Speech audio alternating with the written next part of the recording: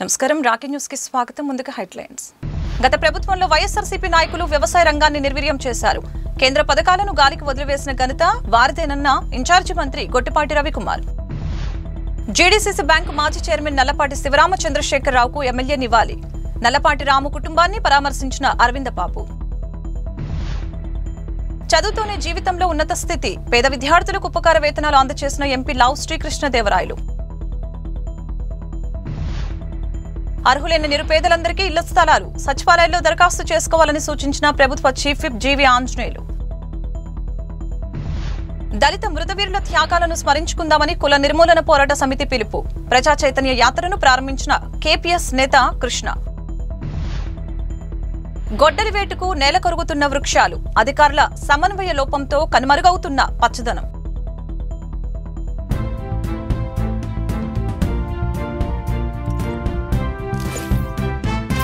గత ప్రభుత్వంలో వైఎస్ఆర్సీపీ నాయకులు వ్యవసాయ రంగాన్ని నిర్వీర్యం చేశారని కేంద్ర పథకాలను సైతం గాలికి వదిలివేసిన ఘనత వారిదేనని జిల్లా ఇన్ఛార్జి మంత్రి గొట్టిపాటి రవికుమార్ విమర్శించారు గురజాల కిసాన్ మేళా మహోత్సవానికి ముఖ్య అతిథులుగా విద్యుత్ శాఖ మంత్రి గొట్టిపాటి ఎంపీ లావు శ్రీకృష్ణదేవరాయలు ఎమ్మెల్యే ఎరపతినేని శ్రీనివాసరావు హాజరయ్యారు గత ప్రభుత్వంలో వైఎస్ఆర్సీపీ నాయకులు పంట కాలువల్లో కనీసం పూడిక తీసిన పాపన పోలేదని మంత్రి రవికుమార్ అన్నారు రైతులకు తాము సబ్సిడీతో వ్యవసాయ పనిముట్లు పంపిణీ చేస్తున్నామని తెలిపారు అధునాతన డ్రోన్లు సాగు పరికరాలు యంత్రాల పనితీరును అధికారులు వివరించారు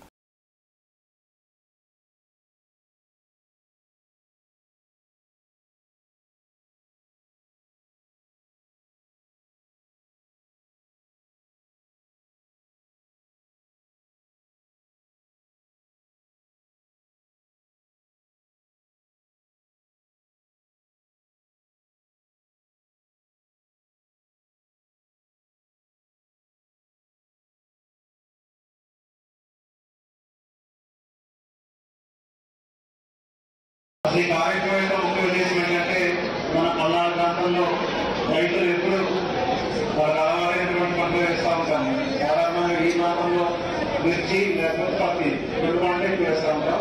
కొంతమంది ఆశ్రయిస్తారని చేస్తూ ఉన్నారు. రైతులందరికీ ఈ అగ్రికల్చర్లో కానీ హార్టికల్చర్లో కానీ ఈ రంగాల్లో వచ్చినటువంటి సాంకేతికత అలాగే లేటెస్ట్ డెవలప్మెంట్స్ అన్ని కూడా తెలియజేయాలనే ముఖ్య ఉద్దేశంతో ఈరోజు ఇక్కడ కిసాన్ మేళా ఆర్గనైజ్ జరిగింది. మీరు ఇక్కడ చూస్తే సుమారుగా 100 రకాల స్టాల్స్ ఏర్పాటు చేశాం. మనం తెలియని చాలా విషయాలు ఉన్నటువంటి సైంటిస్టులు కానీ కంపెనీ మేనేజ్మెంట్ కానీ అధికారులు కానీ తెలియజేస్తా ఉన్నారు. రకరకాల రీసెర్చ్ జరుగుతున్నాయి, రకరకాల విధానాలు వస్తున్నాయి, రకరకాల రోగాలు వస్తున్నాయి. ఏదైతే రైతులు సహాయకరంగా ఉంటుందో ఆ సాయి నెలను బట్టి ఆ నేల పరిస్థితిని బట్టి మన యొక్క వర్ష పరిస్థితిని బట్టి నీటి పాత్రల సౌకర్యాన్ని బట్టి ఏ పంట వేస్తే రైతు బాగుంటాడో ఏ పంట వేస్తే రైతుకి ఆదాయంగా ఉంటుందో అనేది తెలియజేసేటటువంటి ముఖ్య కార్యక్రమం ఇది. కిసాన్ మేళా చేయడానికి మీ అందరూ కూడా ఎందుకు ఇంత ఖర్చు పెట్టి చేస్తా ఉన్నారు, ఇంత మంది ఎందుకు తీసుకొస్తా ఉన్నారు అనేది మీ అందరి మైండ్లో ఉంటుంది. మాకు తెలుసు కదా, మాకు ఏ పొలంలో ఏ విత్తనం వేస్తే ఏది వస్తుందో మాకు తెలుసు కదా, కొత్తగా మాకు చెప్పేది ఏంటి, కొత్తగా మనకు తెలుసుకోవాల్సిన అంత అవసరం ఉందా అనే ఉద్దేశం చాలా మందికి ఉంటుంది. కానీ ఈ కార్యక్రమం చేయడానికి ముఖ్య ఉద్దేశం ఏంటి అంటే ఇక్కడ ఈ ప్రాంతానికి సంబంధించి పల్నాడుకి సంబంధించి ఇక్కడ రైతులు పత్తి వేసినా మిర్చి వేసినా పొగాకు వేసినా ఇవన్నీ కూడా చాలా రిస్కీ క్రాప్స్ అని అనుకోవాలి, చాలా రిస్క్ కూడుకున్న పంటలే అనుకోవాలి. ఎందుకు అంటే వరి వేస్తే కొద్దిగా గొప్ప అటు ఇటు 4-5గా వస్తుంది, నీళ్ళు వస్తే చాలు బాగా వస్తుంది. కానీ ఈ 3-4 పంటల్లో చాలా కలిసి రావాలి. ఒకటి కలిసి వస్తే సరిపోదు, వాతావరణం కలిసి రావాలి, నీళ్లు కలిసి రావాలి, కాలపు నీళ్లు కానీ రావాలి. ఆ నీళ్లు కూడా ఎక్కువ వచ్చినా ఉపయోగపడదు, ఎక్కువ వస్తే కూడా అంత దిగుబడి రాదు. తక్కువ వస్తేనే అక్కడ ఎక్కువ దిగుబడి వచ్చే అవకాశం కూడా ఉంది. ఆ వర్షం పడాల్సింది కూడా పడకూడని సమయంలో పడితే మీకు తెలుసు పత్తి అవుతుంది, మిర్చి అవుతుందో మీకు తెలుసు, మళ్ళీ దానికి ఇబ్బంది. ఇవన్నీ అయిన తర్వాత ఇచ్చే విత్తనాలు నాణ్యమైన వస్తేనే మీకు ఉపయోగపడుతుంది. నాణ్యమైన కాబట్టి అవి తీసుకొచ్చి మీకు అప్పచెప్తే మళ్ళీ ఇబ్బంది పడతారు. అదే అయిన తర్వాత సరైన సమయంలో ఎరువులు రావాలి. ఎరువులు రాకపోతే ఒక ట్రైన్ లేట్ అయినా వెంటనే దగ్గరికి వస్తారు. యూరియా లేదంటే ఇంకోటి పొటాష్ లేదంటే ఇంకోటి లేదంటే వెంటనే పరిగెత్తి వస్తారు. అది లేకైనా ఇబ్బంది పడే కార్యక్రమం. ముఖ్యంగా ఒక కార్యక్రమం అయితే పెట్టుకున్నాం. కేంద్ర రాష్ట్ర సహాయ సహకారాలు తీసుకొని వ్యవసాయం కరెంటు 9 గంటలు కరెంట్ ఇవ్వాలి. దానికోసం ట్రేడర్ బైబర్గేషన్ అని ఒకటి తీసుకున్నాం. ఆర్టీఎస్ అనే కార్యక్రమం ద్వారా ఫస్ట్ ఫేజ్ కింద కొన్ని గ్రామాలు తీసుకున్నాం. మన ఊళ్ళోకి వచ్చే కరెంటు సింగిల్ ఫేజ్, మన వ్యవసాయానికి వెళ్ళే కరెంటు 3 ఫేజ్ కరెంటు. దాని వరకు సపరేట్ లైన్ వేసి వ్యవసాయం చేసుకునే రైతులకి 9 గంటలు నాన్ స్టాప్ గా పగలకుండా ఉచిత కరెంట్ ఇవ్వాలనేదే ఈ ప్రభుత్వ ఉద్దేశం. అదే కాకుండా ఈ ప్రభుత్వం అధికారంలోకి వచ్చిన తర్వాత ఇప్పుడు వ్యవసాయ కమిషన్ అడుగుతున్న చాలా మంది రైతులు మొదలు నేను ఛార్జ్ తీసుకునే రోజు, మంత్రిగా తీసుకునే రోజు ముఖ్యమంత్రి గారి దృష్టికి తీసుకుని 45,000 మంది రైతులకి వ్యవసాయ కమిషన్లు ఇప్పించాం. మళ్ళీ మన మధ్య చాలా మంది రైతుల కోసం ఇంకో 25,000 మందికి వ్యవసాయ కమిషన్లు ఇస్తున్నాం.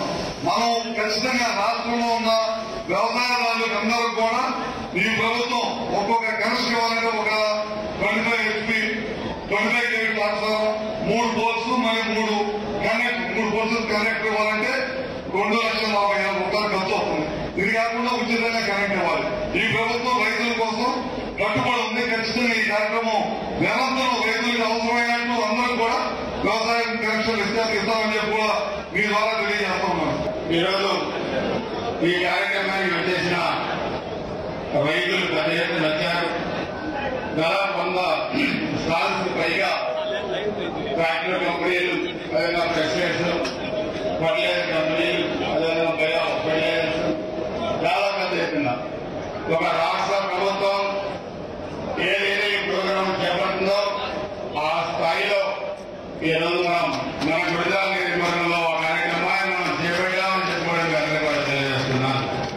దీని ప్రధాన ఉద్దేశం 1924 మధ్య 5 సంవత్సరాలు వైసీపీ పరిపాలనలో నిర్లక్ష్యానికి గురి కాబడిన వ్యవసాయ రంగాన్ని తిరిగి పట్టాలెక్కించి మన ఎన్డీఏ ప్రభుత్వంలో గౌరవ ముఖ్యమంత్రి చంద్రబాబు నాయుడు గారు, ఉప ముఖ్యమంత్రి పవన్ కళ్యాణ్ గారు, అదేవిధంగా భారతీయ జనతా పార్టీ 3 పార్టీల కలయికతో ఏర్పడిన ఈ ప్రభుత్వం ఈరోజు వ్యవసాయ రంగాన్ని మరి ముందుకు తీసుకెళ్లే దాంట్లో రాష్ట్ర వ్యాప్తంగా కూడా బడ్జెట్లు కూడా పెంచి రైతులకి గిట్టుబాటు ధర ఏ విధంగా రావాలి, వ్యవసాయ ఉత్పత్తులు ఏ విధంగా పెంచాలి, అదేవిధంగా ఖర్చు ఏ విధంగా తగ్గించాలి, పండిన పంట ఏ విధంగా మార్కెటింగ్ చేయాలనే దాన్ని కూడా అనేక అవగాహన కార్యక్రమాలు కూడా కలిపేయడం జరిగింది. వినుకొండ నియోజకవర్గంలో అర్హులైన ప్రతి నిరుపేద కుటుంబం ఇళ్ల స్థలాల కోసం దరఖాస్తు చేసుకోవాలని ప్రభుత్వ చీఫ్ విప్ ఎమ్మెల్యే జీవి ఆంజనేయులు తెలిపారు. గ్రామాల 3 సెంట్లు, పట్టణంలో 2 సెంట్ల వంతున ప్రభుత్వం నివేశన స్థలాలు ఇస్తుందని చెప్పారు. అర్హులందరూ కూడా గ్రామ, వార్డు, సచివాలయాల్లో ఇంటి స్థలాల కోసం దరఖాస్తు చేసుకోవాలని చీఫ్ విప్ జీవి కోరారు. ప్రజలందరికీ నమస్కారం. ఈరోజు ఇళ్ల స్థలాలు లేనటువంటి వాళ్ళు పేదలు చాలా మంది ఉన్నారు. 1 సెంటు సరిపోదు, కనీసం 3 సెంట్లు అవసరమని చెప్పి మన ముఖ్యమంత్రి చంద్రబాబు గారు ఆలోచన. దాని ప్రకారం రానున్న 2 సంవత్సరాల్లో ఇళ్ల స్థలాలు ఇవ్వటం కోసం ఇప్పుడు దరఖాస్తులు స్వీకరిస్తున్నాం. ప్రతి సంవత్సరం కొన్ని ఇళ్ల స్థలాలు పేద ప్రజలకు ఇస్తాం. గ్రామ సచివాలయాలకు వెళ్ళి దరఖాస్తు పెట్టుకోవాల్సిందిగా ప్రజలకు నేను విజ్ఞప్తి చేస్తున్నా. అలాగే కొద్దిమంది రేషన్ కార్డు లేని వాళ్ళు ఉన్నారు. సుపరిపాలనలో తొలడుగు ఈ కార్యక్రమంలో అనేక గ్రామాలు వెళ్ళాము. కొంతమంది పేద ప్రజలు మాకు ఇంకా రేషన్ కార్డు లేదు, గత ప్రభుత్వంలో కూడా మేము అడిగాము, మాకు రేషన్ కార్డు ఇవ్వలేదని చెప్పి చెప్తున్నారు. తప్పనిసరిగా గత ప్రభుత్వంలో ఎవరికైతే ఇవ్వలేదో రేషన్ కార్డు లేనటువంటి వాళ్ళందరూ కూడా రేషన్ కార్డుకు దరఖాస్తు పెట్టుకోవాల్సిందిగా నేను విజ్ఞప్తి చేస్తున్నా.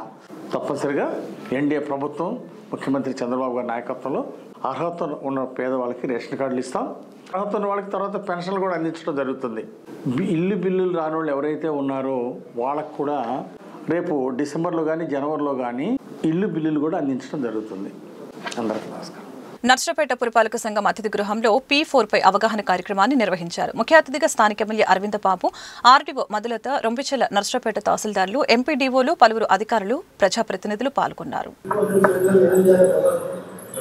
చేరని వాళ్ళ 2047 అనే కార్యక్రమాన్ని ప్రవేశపెట్టి 10 సూత్రాలని మనం 2047 సంవత్సరానికి లక్ష్యంగా అభివృద్ధి best logistics, cost optimisation, energy and మన భారతదేశాన్ని పూర్తిగా అభివృద్ధి. నమస్కారం. ఇక్కడికి వచ్చేసిన గౌరవ శాసన కార్యక్రమాన్ని ఈ మీటింగ్ నిర్వహించుకోవడం P4 కార్యక్రమం మనకు కొత్తదేం కాదు. ఉన్న వాళ్ళందరూ వాళ్ళ ఇంట్లో పనిచేసే వాళ్ళకు, వాళ్ళ తమ్ముళ్ళకు, అక్కడికో డ్రైవర్లకు అందరూ కష్టపడి పనిచేస్తారు. వాళ్ళు పైకి తేవడానికి ముందుకెళ్తారు. కాబట్టి జన్మభూమి కార్యక్రమం ఎట్లాంటిది, P4 ఎట్లాంటిది. కాబట్టి సాధ్యమైనంతవరకు అందరం కూడా ఎవరు తగిన సహాయం చేయమని కోరుతూ ఉన్నాము. అదేవిధంగా రెవెన్యూ సంస్థలు కూడా మరి మేడం గారి దగ్గర ఉండి ఈ వారం క్లియర్ చేయాలి మేడం. వికసిత్ భారత్ ఆ ప్రోగ్రాంలో భాగంగా మన ఆనరబుల్ చీఫ్ మినిస్టర్ గారు ఈ స్వర్ణాంధ్ర 2047 అన్నది తీసుకొచ్చారు. దాంట్లో భాగంగానే మనకు P4 అనేది తీసుకొచ్చారు. P4 అంటే దీంట్లో 4 P's ఉంటాయి. People, public, private, partnership. మనం ఇంతవరకు కొన్ని ప్రాజెక్ట్స్ చూసుంటాం. పబ్లిక్ ప్రైవేట్ పార్ట్నర్షిప్ అంటే గవర్నమెంట్ అండ్ ప్రైవేట్ వాళ్ళు ఇద్దరు కలిసి చేసి ఆ ప్రాజెక్ట్ని కంప్లీట్ చేయడం. వేరేజ్ ఇక్కడ P4లో ఏంటి అంటే పీపుల్, పబ్లిక్, ప్రైవేట్ అంటే ముగ్గురు కూడా ఇన్వాల్వ్ అయ్యి ముగ్గురు కూడా పార్టిసిపేట్ చేసి పేదరికం నుంచి బయటికి ఎలా రావాలి అన్న కాన్సెప్టే ఈ P4 కాన్సెప్ట్. సో దీని ప్రకారం ఏంటి అంటే మనకు ఆల్రెడీ ఒక సర్వే అనేది చేయడం జరిగింది. ఆ సర్వేలో ఎవరైతే పేదలు ఉంటారో వాళ్ళని బంగారు కుటుంబాలుగా, తర్వాత ఎవరైతే కొంచెం ఆల్రెడీ సెటిల్డ్ అయ్యిండి బాగా ఉన్నతంగా ఉంటారో వాళ్ళని మార్గదర్శి కుటుంబాలుగా మనం డివైడ్ చేయడం జరిగింది అనమాట. సో మనకి మన కాన్స్టిట్యుయెన్సీలో నర్సరావుపేట కాన్స్టిట్యుయెన్సీ మెయిన్గా ఈ P4 ఏంటి అంటే కాన్స్టిట్యుయెన్సీ యాజ్ ఏ యూనిట్గా తీసుకుంటారు. సపోజ్ మన కాన్స్టిట్యుయెన్సీ తీసుకుంటే నర్సరావుపేట అర్బన్, నర్సరావుపేట రూరల్, రొంపిచెర్ల ఈ 3 కూడా మన కాన్స్టిట్యుయెన్సీలో ఇన్వాల్వ్ అయినాయి. ఈ 3 ఏరియాస్లో కలిపి నర్సరావుపేట కాన్స్టిట్యుయెన్సీలో ఇప్పటికీ 10,300 కుటుంబాలు దగ్గర మనకు బంగారు కుటుంబాలుగా ఉన్నాయి. సో వీళ్ళు ఏం చేయాలి అంటే మనకు భారతదేశంలో చాలా వరకు మనకు కొన్ని కమిటీ రిపోర్ట్స్ ఉంటాయి. సో దాని ప్రకారం ఏంటి అంటే 70% ఆఫ్ ది వెల్త్ అన్నది టాప్ 1% చేతిలో ఉంది. అంటే ఈ సంపద అంతా కూడా కేవలం 1% లేదా 2% మనుషుల దగ్గరే ఈ సంపద అంతా ఉంది. సో వాళ్ళ దగ్గర నుంచి ఎవరికైతే లేదో, ఎవరైతే పేదలు ఉన్నారో వాళ్ళకి అది డిస్ట్రిబ్యూట్ చేయాలి అన్నదే ముఖ్యంగా ఈ కాన్సెప్ట్ అన్నమాట. గుంటూరు జిల్లా కేంద్ర సహకార బ్యాంకు మాజీ చైర్మన్ నల్లపాటి శివరామచంద్రశేఖరరావు చిత్రపటానికి ఎమ్మెల్యే అరవింద్ బాబు ఘన నివాళులర్పించారు. నర్సరావుపేట మండలం జొన్నలగడ్డలోని టీడీపీ రాష్ట్ర కార్యనిర్వాహక కార్యదర్శి నల్లపాటి రామచంద్ర ప్రసాద్ నివాస గృహానికి వచ్చిన ఎమ్మెల్యే జీడీసీసీ బ్యాంకు మాజీ చైర్మన్ నల్లపాటి చంద్రం మృతికి సానుభూతి తెలిపారు.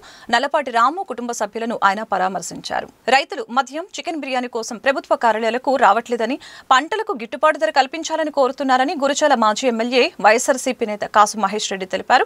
మిరప పంటకి క్వింటాకి 5,000 రూపాయలు, పత్తి పంటకు 3,000 రూపాయలు, అపరాలు, కందులు, మినుములు, శనగ పంటలకు కనీసం 2,500 రూపాయలు అదనంగా చెల్లించాలని అన్నారు.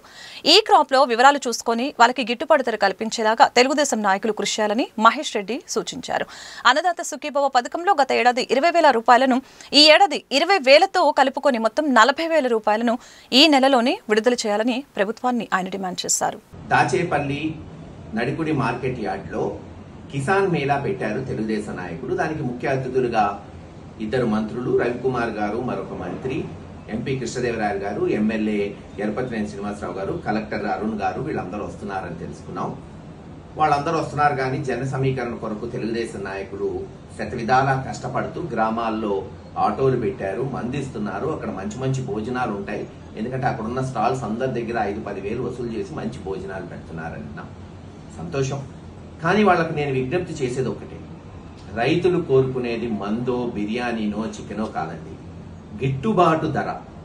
పోయిన సంవత్సరం మిర్చి గాని, పత్తి గాని, లేదు అపరాలు, కందులు, మినుములు, లేదు శనగ, దేనికి గిట్టుబాటు ధర లేదు. దయచేసి మీరందరూ కూడా చంద్రబాబు నాయుడు గారికి ఆప్తులు, దగ్గరవారు. మీరు తలుచుకుంటే చేయగలుగుతారు. కనీసం పోయినసారి పంట వేసిన రైతులకి నష్టపోయి ఉన్నారు, అప్పుల్లో ఉన్నారు. గతంలో ఇలాగే తెలుగుదేశం చంద్రబాబు నాయుడు గారు ఉన్నప్పుడు 2001-2లో కిడ్నీలు అమ్ముకున్న దాఖలాలు కూడా చూసాం పల్నాడు. కనుక అటువంటి స్థితులు మళ్ళీ రాకూడదు. కాబట్టి ఈ ప్రాంతంలో మీరందరూ తీర్మానం చేయటమే కాదు, అవసరమైతే పోయి చంద్రబాబు నాయుడు గారి దగ్గర కూర్చొని పోరాడి మీకున్న అన్ని రకాల హంగులు, ఆర్భాటాలు చేసి మిర్చికి కనీసం క్వింటాలకు ఒక 5,000, అదనంగా ఇప్పించండి గిట్టుబాటు ధర. ఎవరైతే మీకు తెలుసు అన్ని ఈ క్రాప్ ద్వారా ఎవరెవరు ఏ పంట వేశారో గ్రామాల్లో తెలిసిపోతుంది. జీవితంలో గొప్పగా ఎదగాలంటే ప్రతి విద్యార్థి ఉన్నతంగా చదువుకోవాల్సిందేనని, గడిచిన అనుభవాల దృష్ట్యా గొప్పగా స్థిరపడటం అనేది చదువుతోనే సాధ్యమవుతుందని టీడీపీ పార్లమెంటరీ పార్టీ నేత FCI Andhra Pradesh chairman Narasaraopet MP Lavu Srikrishnadevarayalu తెలిపారు. గుంటూరు నగరంలోని పలకలూరు రోడ్లో ఏరువా కోటిరెడ్డి మెమోరియల్ ట్రస్ట్ సహాయంతో పేద విద్యార్థులకు ఉపకార వేతనాలు అందజేశారు. కార్యక్రమానికి ముఖ్య అతిథిగా ఎంపీ లావు శ్రీకృష్ణదేవరాయలు హాజరై ప్రసంగించారు. నర్సరావుపేట పట్టణంలోని పలు వార్డుల్లో మలేరియా పల్నాడు జిల్లా అధికారి రత్నాకర్ రవీంద్ర సిబ్బందితో కలిసి పర్యటించారు. మలేరియా జ్వరంపై ప్రజలకు అవగాహన కల్పించారు. పురపాలక సిబ్బందితో మురుగు కాల్వలలో దోవల మందు ఫాగింగ్ చేయించారు. ప్రతి ఒక్కరు కూడా మలేరియా వ్యాధి సోకకుండా ఇంటి పరిసరాల ప్రాంతాలను పరిశుభ్రంగా ఉంచుకోవాలని, ప్రతి ఒక్కరూ ఆరోగ్యం కాపాడుకోవాలని, దోమ కాటుకి గురి కాకుండా జాగ్రత్తలు తీసుకోవాలని ఆయన సూచించారు.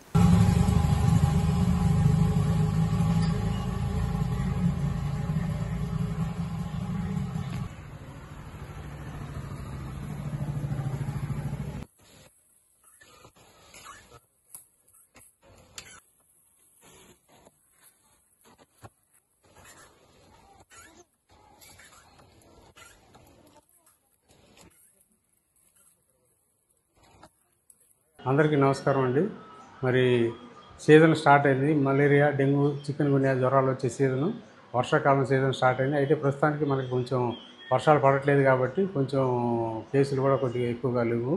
వర్షాకాలం సీజన్ స్టార్ట్ అయింది కాబట్టి ఈ వర్షాకాలం సీజన్లో మనం కొన్ని జాగ్రత్తలు తీసుకోవాల్సింది ఏంటంటే, మన ఇళ్లలో కానీ రోడ్ల మీద కానీ ఎక్కడైనా కానీ నీళ్లు నిలబడకుండా చూసుకోవాలి. వారం రోజుల నుంచి కనుక నీళ్ళు నిలబడ్డట్టయితే ఆ నీళ్ళలో దోమల గుడ్లు పెట్టి ఆ దోమల గుడ్లు లార్వా, పీప, పెద్ద దోమలు కావడానికి 7 నుంచి 10 రోజులు పడుతుంది.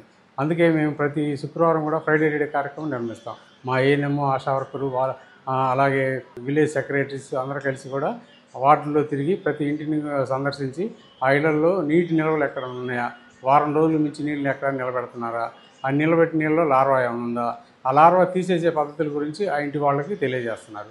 అలాగే మరి కాలువలు శుభ్రం చేపిస్తున్నారు. పంచాయతీ వాళ్ళకి మున్సిపాలిటీ వాళ్ళతో చెప్పి కాలువలు కూడా డ్రైనేజీ కూడా శుభ్రపరుచుకునేలాగా ప్రతి ఒక్కరికి కూడా అవగాహన కలిగిస్తున్నారు. ఎందుకంటే ఈ దోమలు గుడ్లు పెట్టిన తర్వాత వారం నుంచి 10 రోజుల్లో పెద్ద దోమలు తయారవుతాయి. గుడ్లు, దోమ, లార్వా, పీప, పెద్ద దోమ కావడానికి వారం నుంచి 10 రోజులు పట్టింది.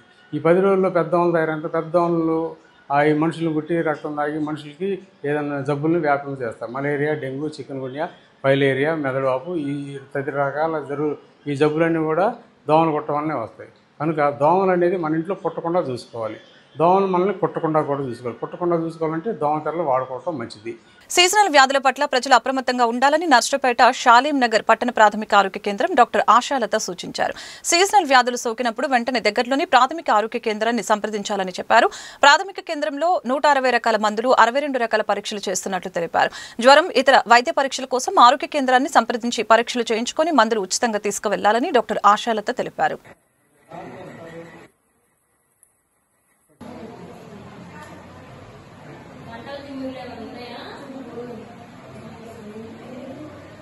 కంట్రోల్లో లేదు, అన్నం తగ్గించాలమ్మా, ఒక పూట తినమన్నారా, తింటున్నావా? అందరికీ నమస్కారం అండి. మనకిప్పుడు వర్షాలు ఎక్కువగా పడే కాలం కాబట్టి అందరూ దోమలు కుట్టకుండా జాగ్రత్తలు తీసుకోవాలి. నీరు ఎక్కడ నిల్వ ఉంచుకోకూడదు. దోమ తెరలు వాడాలి, మస్కిటో రిపెల్లెంట్స్ వాడాలి. జ్వరము రాకుండా చూసుకోవాలి. ఎప్పుడైనా ఏమైనా జ్వరం వచ్చినా, చలి జ్వరం వచ్చినా, ఏమైనా ఒళ్ళు నొప్పులున్నా మన ఆరోగ్య కేంద్రానికి వచ్చి పరీక్ష చేయించుకోవాలి. మన దగ్గర 160 రకాల మందులు ఉన్నాయి, 62 రకాల టెస్టులు ఉన్నాయి. ఇక్కడ నుంచి మనం ఏరియా హాస్పిటల్కి కూడా రిఫర్ చేస్తాము, బ్లడ్ టెస్ట్ చేయిస్తాము. సో అందరూ తప్పనిసరిగా జాగ్రత్తలు తీసుకోవాలి. టైఫాయిడ్ వచ్చినప్పుడు మనకి ఒళ్ళు నొప్పులు ఎక్కువగా ఉంటాయండి, ఫీవర్ కూడా ఉంటుంది. వాటర్ మెయిన్గా కాచి చల్లార్చుకొని తీసుకోవాల్సి ఉంటుంది. లేని ఎడల ఇప్పుడు సీజనల్ డిసీజ్ వచ్చే ఛాన్సెస్ ఎక్కువగా ఉంటాయి. మలేరియాకి నైట్ చలి జ్వరం ఉండడం కానీ, ఒళ్ళు నొప్పులు ఉండడం కానీ, ఫీవర్ ఉండడం ఎక్కువగా ఉంటుందండి. కారంచేడు నరమేధానికి 40 ఏళ్లు గడిచిన సందర్భంగా ఈ నెల 17 నుంచి ఆగస్టు 6 వరకు దళిత మృత వీరుల త్యాగాలను స్మరించుకుందామని కుల నిర్మూలన పోరాట సమితి రాష్ట్ర కార్యదర్శి కృష్ణ పిలుపునిచ్చారు. నర్సరావుపేట గడియార స్తంభం సెంటర్లోని డాక్టర్ బాబాసాహెబ్ అంబేద్కర్ విగ్రహం ఎదుట ప్రజా చైతన్య యాత్రను ఆయన ప్రారంభించారు. ప్రతినిత్యం ఏదో ఒక చోట దళిత, పీడిత వర్గాల ప్రజలు దాడులు, హత్యలు, అత్యాచారాలకు గురవుతున్నారని కృష్ణ ఆవేదన వ్యక్తం చేశారు. అలాగే కారంచేడు, చుండూరు దళిత మృత వీరులు చిందించిన నెత్తుటి త్యాగాలను స్మరించుకుంటూ కుల కుల నిర్మూలన పోరాట సమితి వాడవాడల ప్రజా చైతన్య యాత్రను నిర్వహిస్తుందని చెప్పారు. కారంచేడు దళిత మృత వీరులకు నివాళులర్పించారు. అనంతరం నర్సరావుపేట పట్టణ పురపాలక సంఘం కార్యాలయం వద్ద మున్సిపల్ ఇంజనీరింగ్ కార్మికులు చేపట్టిన సమ్మెకు సంఘీభావం తెలిపారు. కార్యక్రమంలో పీడీఎం నేత కామ్రేడ్ నల్లపాటి రామారావు, కుల నిర్మూలన పోరాట సమితి జిల్లా ఉపాధ్యక్షులు చిన్నప్రసాద్, జిల్లా సహాయ కార్యదర్శి బ్రహ్మయ్య, సభ్యులు రాజశేఖర్, కంబాల ఏడుకొండలు, శ్రీనివాసరావు, కృష్ణ నాయక్, సుజాత పాల్గొన్నారు. కారంచేడు నరమేధానికి ఈ రోజుకు సరిగ్గా 40 సంవత్సరాలు. ఆనాటి ఎన్టీ రామారావు, వియ్యంకుడు, దగ్గుబాటు చెంచురామయ్య నాయకత్వంలో కారంచేడు మాదిగపల్లి మీద కమ్మకుల భూస్వామ్య శక్తులు 4 గ్రామాల ప్రజలను కూడగట్టుకొని పల్లె మీద దాడి చేసి విచక్షణారహితంగా 6 మంది మాదిగల్ని నరికి చంపిన రోజు. అలాగే మహిళల మీద అత్యాచారాలు చేసి వాళ్ళ ఇళ్లని లూటీ చేశారు. అటువంటి నాయకత్వానికి సంబంధించి చెంచురామయ్య నాయకత్వం వహిస్తే చెంచురామయ్య మీద ఆనాటికి ఎఫ్ఐఆర్ కూడా లేదు. తర్వాత కారంచేడు మొదలుగా లేదు, మరలా చుండూరు జరిగింది. 1991 ఆగస్టు 6న చుండూరు నరమేధం జరిగింది రెడ్డికుల నాయకత్వంలో. అప్పటికి తెలుగుదేశం పార్టీ నాయకత్వంలో కారంచేడు మాదిగపల్లి మీద దాడి చేసి 6 మంది మాదిగలను చంపితే 91 చుండూరులో మాల మాదిగపల్లి మీద రెడ్డి కాపుకుల దురహంకారులు దాడి చేసి 8 మంది మాల మాదిగల్ని ముక్కలు ముక్కలుగా నరికి తుంగభద్రలో వేశారు. అయితే ఇవాళ ఉన్నటువంటి ఒక ప్రత్యేక పరిస్థితి ఏంటంటే కారంచేడు నాటికి ఎగిసిపడిన దళిత ఉద్యమం చుండూరు నాటికి బలహీనపడింది. బలహీనపడటమే కాకుండా ఇవాళ దళిత నాయకులు ఎవరైతే దళితులను హత్యలు చేశారో, ఆడపిల్లలు నాగం చేశారో వాళ్ళ పంచన పడిగాపులు కాస్తా ఉన్నారు. దళిత ఉద్యమాన్ని నీరుగార్చి నిర్జీవం చేశారు.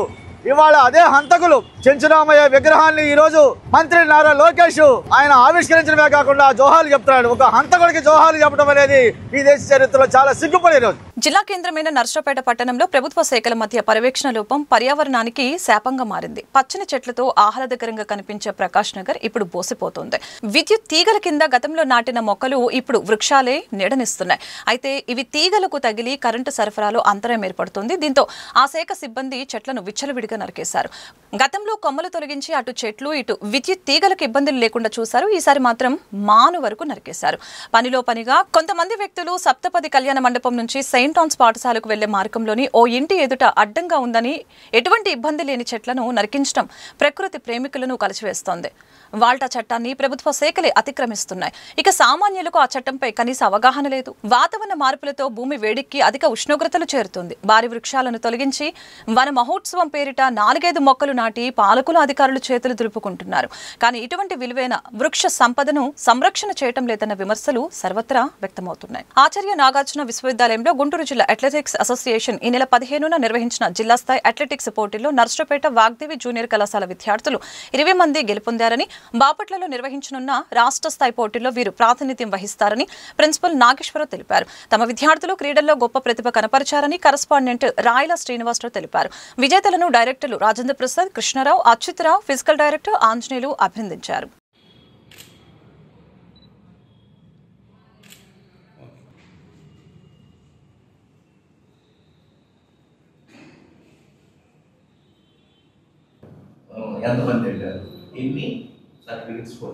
ఈ నెల 15వ తేదీన మన గుంటూరు జిల్లా అథ్లెటిక్స్ అసోసియేషన్ వారు ఆచార్య నాగార్జున యూనివర్సిటీలో అథ్లెటిక్స్ పోటీలను నిర్వహించడం జరిగింది. ఈ అథ్లెటిక్స్ పోటీలకి మా నర్సరావుపేటలో ఉన్నటువంటి వాగ్దేవి జూనియర్ కళాశాల విద్యార్థులు ఒక 20 ప్రైజులు, ఫస్ట్, సెకండ్, థర్డ్ ఏదైతేనేమి ఒక 20 సర్టిఫికెట్స్ ప్రైజులు గెలవడం జరిగింది. ఈ సందర్భంగా ఆ విద్యార్థులందరినీ కూడా అభినందిస్తూ, మరి అదేవిధంగా వీళ్ళు ఆవుల భూమిక నీలాంబరి 400 మీటర్ రన్నింగ్లో 2వ స్థానం మరియు 1000 మీటర్ల రన్నింగ్లో 3వ స్థానం. మరి అలా అందరూ కూడా అండర్ 18 బాలర్ విభాగంలో కూడా విద్యార్థులు, అండర్ 20 విభాగంలో కూడా మరి బాలురు కొంతమంది విజయం సాధించారు. వీళ్ళందరూ కూడా ఈ గెలుపొందినటువంటి వీళ్ళందరూ కూడా ఆగస్టు 8, 9 తేదీల్లో బాపట్లలో స్టేట్ మీట్ జరుగుతూ ఉంది. ఆ స్టేట్ మీట్ అథ్లెటిక్స్లో కూడా మళ్ళీ వీళ్ళు పాల్గొనడానికి అందరికీ ఎలిజిబిలిటీ వచ్చినందుకు, జిల్లా జట్టులో గెలుపొందినందుకు ఈ విద్యార్థులందరినీ కూడా ప్రత్యేకంగా మా వాగ్దేవి విద్యాసంస్థల తరఫున వారందరినీ అభినందిస్తూ, వాగ్దేవి జూనియర్ కళాశాల నుంచి మరి ఆచార్య నాగార్జున యూనివర్సిటీ తరఫున జిల్లా స్థాయి అథ్లెటిక్స్ పోటీలకి అటెండ్ కాగా కనీసం 20 మెడల్స్ కైవసం చేసుకోవటం జరిగింది.